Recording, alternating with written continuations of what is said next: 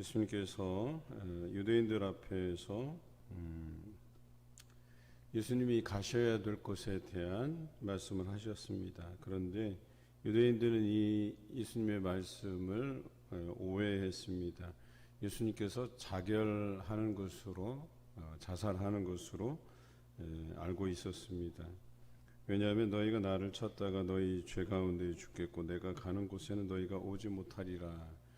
살아있는 사람이 가지 못하는 곳이 죽어서 가는 곳이라고 생각을 하는 겁니다. 그러니까 이 사람이 죽으려 하는가, 자기 스스로 죽으려 하는가라고 오해를 하게 되죠.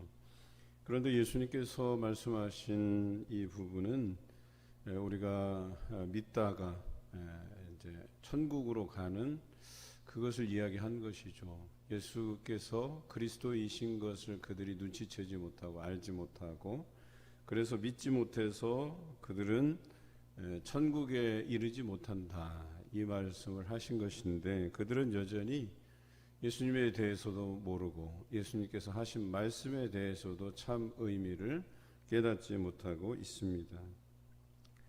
우리는 예수 그리스도에 대해서 어떻게 생각하고 어떻게 믿고 있는가에 대한 이야기를 하고 있는 것이죠. 예수님께서 그리스도이신 것과 또 내가 왜 그분을 믿어야 되는지에 대한 정확한 이해가 없다면 오늘 우리가 살아가면서 예수님께서 우리에게 들려주시는 말씀 또 행하신 여러 가지 보여주신 섬김에 대한 이해, 헌신에 대한 이해들을 행하지 못하게 되죠. 왜? 내가 예수 그리스도에 대한 정확한 이해가 없는데 어떻게 예수님께서 하신 말씀들을 우리가 따르고 순종하고 그대로 살아갈 수 있겠어요? 그렇지 않습니까? 모르기 때문에 안 하는 거지 알면서도 안 하면 그보다 더 악한 것이 어디 있겠어요? 우리가 참 진리, 구원의 도를 알았어요. 그런데 그대로 행하지 않는다? 뭔가 이상하지 않아요? 나 천국 가기 싫어? 이것과 무엇이 다르겠냐 말이에요. 그러니까 성경에서 말하는 두 가지는 모르니까 순종할 수도 없고 말씀대로 살아갈 수도 없는 거라고 생각하는 거예요. 그런데 예수 그리스도께서 우리에게 주신 그 구원의 도를 알면 예수님께서 하신 말씀들을 날마다 귀 기울이고 듣고 순종하고 행함을 통해서 당연히 우리가 예수님께서 말씀하신 예수님이 가신 곳에 우리도 갈 수 있다고 자부하고 확신하면서 당당하게 자신 있게 살아갈 수 있는 것 아니겠냐라고 하는 거예요. 그렇지 않은 경우는 하나밖에 없어요. 알고도 지키지 않는 거예요. 알고도 따르지 않는 거예요. 알고도 말씀을 묵상하지 않는 거예요. 이게 얼마나 제가 볼 때는 모르고 안 믿는 것보다는 더 죄질이 나쁜 것 같다 하는 생각이 더 들어요. 알면서도 안 믿는다는 것은. 예수께서 이르시되 너희는 아래에서 났고 나는 위에서 났으며 너희는 세상에 속하였고 나는 이 세상에 속하지 아니하였다 말씀하시잖아요. 이것이 예수님의 정체성이에요. 하나님과 동등하신 분이시다. 삼위일체 하나님이시다. 명확히 우리에게 드러내 보여주시죠. 그런데도 불구하고 이 땅에 속한 자들은 예수님을 알지 못해요. 우리는 이 땅에 속하였지만 예수님께서 어떤 분이신가에 대한 참다운 이해와 더불어서 그분과 연합하면 우리는 이제는 이 땅에서 태어났지만 어때요? 천국을 향해서 달려가는 바울이 고백했던 것처럼 전제와 같이 내가 부어지고 달려갈 길을 다 마친 후에는 예수님께서 우리에게 예비해 주신 그 의의 면류관을 받았으리라고 말했던 것은 뭐예요? 이제 자기가 천국 시민 된 것을, 천국 백성 된 것을 확신하고 알았던 거예요. 이런 고백이 우리 안에 있어야 된다라고 하는 것입니다. 그러므로 내가 너희에게 말하기를 너희가 너희 죄 가운데에서 죽으리라 이렇게 얘기했어요. 평생 예수 그리스도에 대해서 알지도 못하고 믿지도 못하는 인생은 그냥 죄 가운데 죽고 천국에 이르지 못하고 영원한 지옥불에 거하게 된다라고 하는 것이죠. 너희가 만일 내가 그인 줄 믿지 아니하면 너희 죄 가운데서 죽으리라. 하나님께서 보내어 주신 자, 즉 구약에서 예언된 메시아가 바로 예수 그리스도이신 것을 알지 못하면 너희가 죄 가운데 죽으리라고 말씀하고 있어요. 그런데 지금 유대인들은 어때요? 지금도 메시아를 기다려요. 지금도 메시아를 기다려요. 예수 그리스도께서 메시아인 것을 인정하지 못하고 있어요. 그러니 여전히 율법의 저주 아래 있는 거예요. 그 사람들은. 안타깝지요. 우리는 이제 여러 가지 그 예화에서 유대인들에 대해서 자주 다루지만 저는 잘 다루지 않아요. 왜냐하면 아직도 죄 가운데 있기 때문에.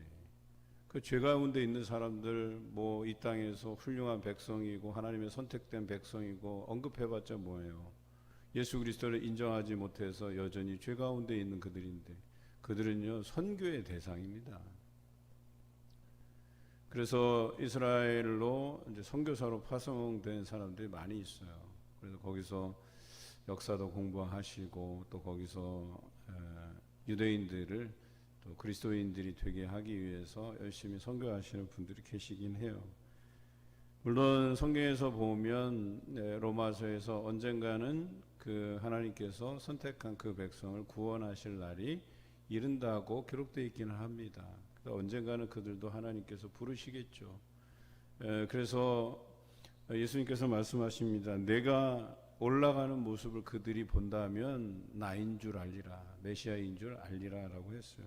그럼에도 불구하고 그것을 본 이들은 예수님을 믿었을지 몰라도 그 이야기를 듣는 이들이 여전히 돌아오지 못하고 있기는 마찬가지죠.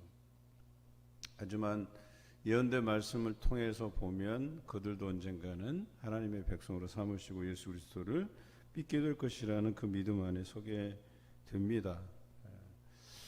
그들도 그러는데 우리도 이 땅에서 마치 사람들이 이 사람은 절대 예수 그리스도를 믿지 않을 만한 사람이라고 우리가 못 박아놓고 복음을 전하지 않는다고 한다면 그 또한 우리가 책임에 대한 회피죠. 땅끝까지 이르러 내 증인이 되라 하셨는데 누구는 되고 누구는 안 되고 이런 게 없잖아요. 그리고 씨를 뿌리고 또 물을 주는 것들은 우리의 역할이잖아요. 그런데 자라나게 하시는 분은 하나님께서 하시는 거잖아요. 그러면 우리는 어디까지나 뿌리고 물을 주고 열심히 전도하는 일에 우리가 최선을 다해야 되는 것 아니겠어요?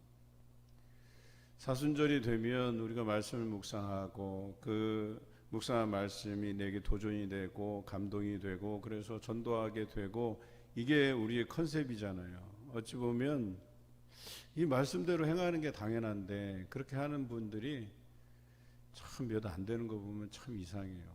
이게 진리이고 이게 구원의 도고 아무리 얘기해도 실천할 기미가 보이지 않는 분들은 알고도 믿고도 행하지 않는 것인지 아니면 정말 몰라서 하시는 것인지 우리는 매년 사순절을 맞이해서 리바이벌 계속 반복하고 부흥을 위해서 다시 도전하고 올해 벌써 이 과제를 다 수행하신 분이 계셔요. 우리 오정성 권사님이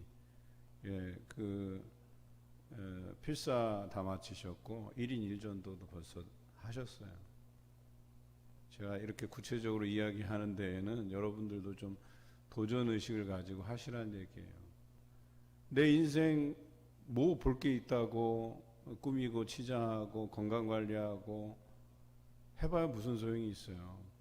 내가 하나님 곁으로 가기 전에 천하보다 귀한 한 생명을 살리는 일에 우리 인생을 드리는 것이 얼마나 가치 있는 일인지 우리가 모르지 않잖아요. 여러분에게도 이 사순절 기간이 그런 나날이 되었으면 좋겠습니다. 내가 너희에게 대하여 말하고 판단할 것이 많으나 나를 보내신 이가 참되심에 내가 그에게 들은 그것을 세상에 말하노라. 이 말씀을 하시고 이제 예수님께서 자신을 드러내 보이시면서 천국에 들어갈 도에 대해서 방법에 대해서 늘 말씀해 주시는 것이죠. 그리고 예수님의 그 정체성은 이렇습니다. 25절에 나는 처음부터 너희에게 말하여 온 자니라. 태초에 말씀이 계셨고 그 말씀이 하나님과 함께 계셨고 그 말씀은 곧 하나님과 동등됨을 취하시는 그 본체이시다라고. 그런데 그 말씀이 육신이 되어 우리 가운데 오셨다라고까지 구체적으로 말씀해 주시잖아요. 그럼에도 불구하고 믿지 아니하면 그게 불신이 아니고 무엇이겠어요? 예수님께서 메시아로서의 자격이 없으신 건가요? 뭔가 부족한 건가요? 그래서 우리가 믿지 않는 건가요? 그렇지 않다는 거예요. 예수께서 인자를 든 후에 내가 그인 줄 알고 그랬어요. 인자가 이제 하늘로 들림 받았을 때 너희가 그가 메시아인 것을 알게 될 것이라고 말씀하세요. 내가 스스로 아무것도 하지 아니하고 오직 아버지께서 가르치신 대로 이것을 말하는 줄도 알리라. 이게 자신의 어떤 인기에 영합해서 사람들에게 내가 메시아다 막 이렇게 해서 자랑 삼아서 외치고 그런 게 아니에요. 당시에도 내가 메시아다라고 나타난 사람들이 여럿 있었어요. 성경에도 기록되어 있어요. 그런 사람들은 어때요? 잠깐 반짝했다가 사라지는 거예요. 역사에서. 구약에서 말하는 그 메시아가 나다라고 해서 등장해서 자기가 그 사람들의 그 군중 심리를 이용해서 이스라엘의 왕으로 등극하려고 하는, 그래서 지금 세력에 대해서 반기를 드는 그런 사람들이 여럿 됐어요. 그래서 로마에 의해서 제거된 사람들도 여럿. 우리가 이제 신학적으로 배울 때는 한 5명을 언급하는데요. 역사적으로도 그게 증거가 있어요. 그런데 예수님께서는 참되신 메시아였다라고 하는 것이죠. 그리고 그분은 자신이 그런 군중들의 심리를 이용해서 자기 편으로 만들기 위한 그 어떤 것이 아니었었어요. 자신을 밝게 드러내시고 그들에게 구원의 진리를 가르치셨다라고 하는 것이죠. 그리고 그 가르침은 자신에게서 온 것이 아니라 보내시니 하나님의 가르치심이셨다라고 이야기하는 것이죠. 이제 우리가 예수 그리스도의 사람으로서 살아간다라고 하는 것은요, 예수님의 그 정체성을 우리가 알고 믿었다고 한다면 29절에 나와 있는 것처럼 나를 보내신 이가 나와 함께 하시도다라고 하는 이 믿음 안에서 살아가는 거예요. 여러분, 예수님과 동행, 말로만 동행이 아니라니까요. 예수님께서 오늘 여러분 삶과 동행해 주신다고 확실히 말씀하고 계셔요. 여러분들을 하나님께서 예수님을 보내신 것처럼 오늘날 또 예수 그리스도께서 우리를 위해서 보혜사 성령을 우리에게 보내주셨잖아요. 보혜사 성령님이 우리와 늘 동행해 주신다. 내가 성령 충만함을 가지고 살아간다. 이런 자부심, 이런 자신감, 이런 당당함을 가지고 우리가 살아가야 된다라고 하는 거예요. 흔히들 직장에서 이렇게 회식 자리 있으면, 우리나라는 과거부터는 술 문화들이 있었잖아요. 또 과거에 여러분 세대 때는 신앙교육 할 때 술 먹으면 안 된다, 담배 피우면 안 된다, 뭐 이런 이야기들 많이 들어오셨잖아요. 그래서 그런 신앙적 양심을 지키기 위해서 이렇게 사양하고 하는 분들이 꽤 되셨었잖아요. 그런데 그 중에서는 두 부류예요. 하나는 그냥 그리스도인인 것을 숨기고 홀짝홀짝 잘 받아 마시고 또 몰래 담배 피고 뭐. 그런데 신앙적 양심을 지키기 위해서 사실 저는 교회 다녀요. 교회 다니기 때문에 제가 술 담배를 안 합니다. 양해를 구하고 당당하게 자기가 크리스천임을 드러내는 사람들이 있어요. 사실 저는 지금이야 뭐 술 담배에 대한 신학적인 해석이 좀 갈리긴 하지만, 그리고 저는 술 담배가 그렇게 구원에 직결되지 않는다라고 확실히 알고 있어요. 그렇다고 해서 뭐 술 담배를 좋다고 제가 지지하고 여러분들 드셔도 됩니다 이렇게 또 권하는 것도 아니에요. 그것이 나의 신앙적 양심뿐만 아니라 다른 사람의 그 신앙적 양심에 거리끼는 것이 되면 삼가는 게 옳죠. 그게 다 실족의 범위라는 거예요. 오늘 내가 예수 그리스도께서 나와 동행해 주신다라고 하는, 그래서 나는 그분이 메시아임을 믿고 내가 그 안에서 그 확실함을 가지고 매일같이 그분의 음성을 들으면서 인격적인 교제를 통해서 내가 살아간다라고 하면 당당히 드러내십시오. 내가 그리스도인임을 드러내십시오. 청소년 문화의 집 새로운 직원을 뽑는데 이제 면접관으로 제가 참여를 했어요. 그리고 여러 교수님 또 다른 단체 이사장님 뭐 이렇게 해서 같이 면접을 하는데 유난히 이제 한 사람이 눈에 들어왔어요. 물론 다른 면접관들은 그 사람에 대해서 그렇게 좋은 점수를 주지 않았지만 저는 또 달라요. 자기가 이 청소년에 대한 어떤 비전이 있느냐.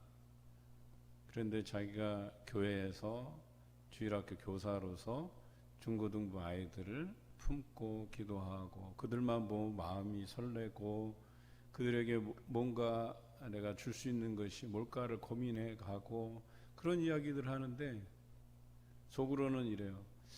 이게 믿지 않는 면접관들 앞에서는 마이너스거든요.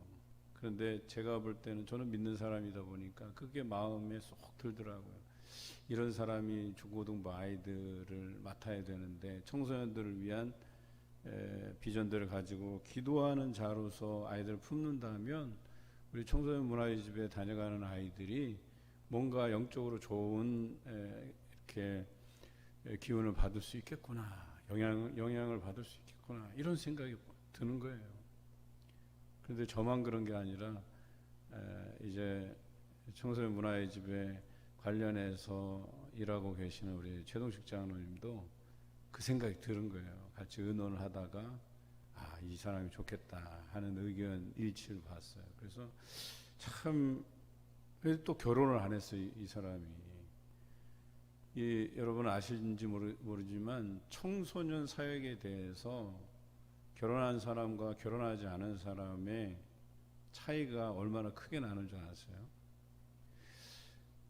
그래서 사도 바울은 사람들에게 그 결혼을 적극적으로 추천하지 않잖아요. 오히려 그냥 미혼인 상태에서 하나님께 헌신적으로 일하는 게 더 그것이 좋다라고 얘기하잖아요. 성경에서도. 전에 있던 교회에서는 노인 사역을 위해서 처녀 때부터 그 노인들을 위한 그 웰빙 댄스라는 걸 이렇게 강사로서 일해 오신 분이 계시거든요. 제가 아는 권사님이신데 지금 이제 70을 계속 바라보고 연세가 이제 계속 먹어가는데 이제 60 후반대 정도 되셨을 것 같아요. 처녀 때부터 그때까지 수십 년을 거기에 헌신하는데 그 전국 강사로서도 불려 다니시고 대단한 분이에요. 제가 보더라도. 근데 웰빙 댄스 할 때 그 음악이요, 가요 틀어놓고 안 하고 찬송가 틀어놓고 해요. 그래서 이 찬송들 또 CCM 복음성가들 틀어서 얼마나 재미있게 댄스를 가르치시는지 몰라요. 근데 그걸 보면서 이렇게 쓰임을 받는구나. 믿는 사람들이 저 정도 당당함이 있어야 되지 않을까. 교회에서만 그러는 게 아니라 다른 지역의 그 다른 단체들 뭐 시니어 클럽이라든지 다른 단체에서 하는 그런 데에도 나가도 그렇게 하셔요. 얼마나 신나고 재미있는지. 물론 뭐 가요도 섞어가면서 하긴 하시는데 그런 것 아니겠어요? 당당함이라는 것 아니겠어요? 나를 드러내는 것. 그리고 내가 그것이 사회에서 종교적인 편향이라고 해서 받아들이지 못할 수는 있지만 그래도 내 자신의 그 신앙의 표현들을 당당히 해낼 수 있는 것, 제가 볼 땐 바람직하다고 보는 거죠. 나는 항상 그가 기뻐하시는 일을 행함으로 그랬어요. 이제는 우리가 행하는 삶이 예수 그리스도께서 기뻐하시는 삶을 살아가야 된다라고 하는 이 결론을 맺고자 해요.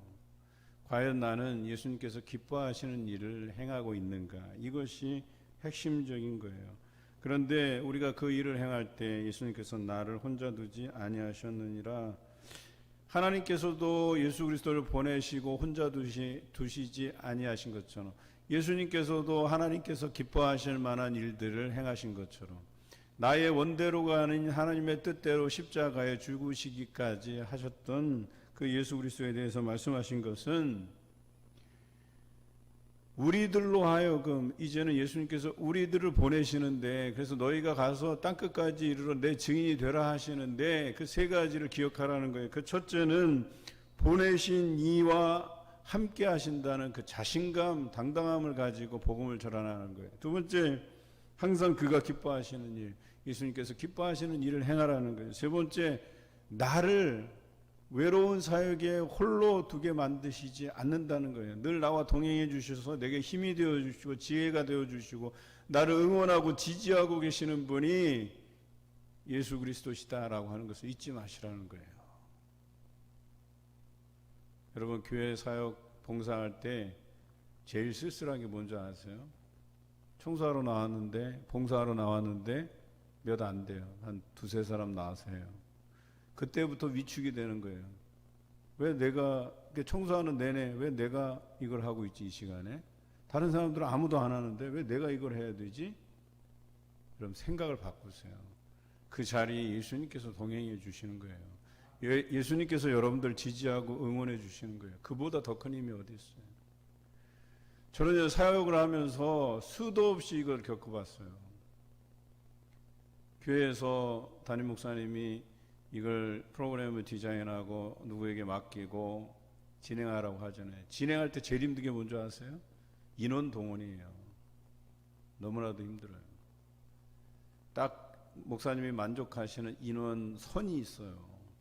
그래서 그 행사가 제가 말씀드렸잖아요. 그 교회에서는 1년에 그 밥하고 주차 안내하고 또 들어오시는 분 순서지로 이렇게 안내해드리고 또 간식 준비하고 방송 인력 투입하고 이런 행사들이 일주일에 2번 이상씩 있다고 말씀드렸잖아요. 그러면 대략적으로 1년에 한 100회 정도를 인원 동원하는데 최선을 다해야 되거든요. 어쩔 때는 가봤는데 인원이 없어. 교회 온데 마당 근처 가까이 사는 성도들 다 전화했고 오세요 권사님 뭐 장로님도 오세요 막 그냥 전화하고 난리를 쳐요. 그냥 그렇게 해갖고 겨우겨우 인원을 모여요. 우리가 마지노선으로 삼는 인원이 50명이거든요.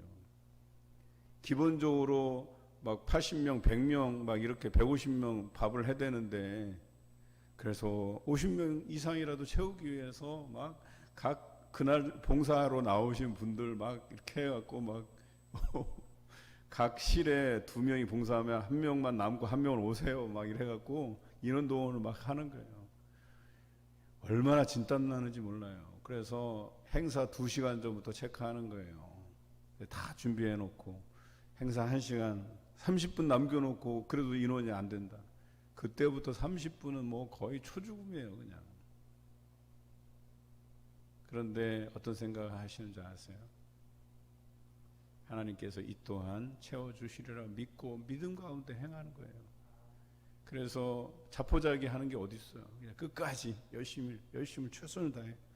그러면 또 아름아름 보여들어요. 그리고 그런 일들을 가지고 이제 여러 사람 호소하다 보면 아이고 우리 목사님 또 이번에 인원동원 하느라 고생하시겠네 하고, 이제 을에 그 시간대 되면 아이고 내가 뭐 할 일 이때 뭐 할 일도 없는데 집에서 놀면 뭐해, TV 보면 뭐해. 그래서 열심히들 나와주신 분들이 계셔요. 그렇게 해서 한 2-3년 동안 고생을 해보니까 고정적으로 모이는 인원이 한 50명 이상은 되더라니까요. 그래서 연세 드신 분들부터 시작해서 봉사하는 젊은 분들까지 슬금슬금 다 나와요. 그게 그냥 되는 게 아니거든요. 처음에 잘 안 모이더라도 꾸역꾸역 의무적으로라도 계속 배당을 하는 거예요. 하셔야 돼요. 하다 보니까 뭐 유익이 되네. 그냥 집에서 노는 것보다 낫네. 밥도 먹여주고, 그렇게 해서 좋은 것들을 함께 공유하고 나누는 것들이죠. 여러분, 예수님과 동행하는 삶을 사세요. 여러분들이 어떤 것이 주님을 기쁘시게 하는 일인지를 염두에 두고 한번 생각해 보세요. 사순절 프로젝트요. 왜 이렇게 번거로운 걸 하세요가 아니에요. 이것은 예수님께서 기뻐하실 만한 일들을 계획해 놓은 거예요. 굉장히 성경적인 거예요. 여러분들이 그런 삶에 최선을 다해 가시길 주님의 이름으로 기원합니다.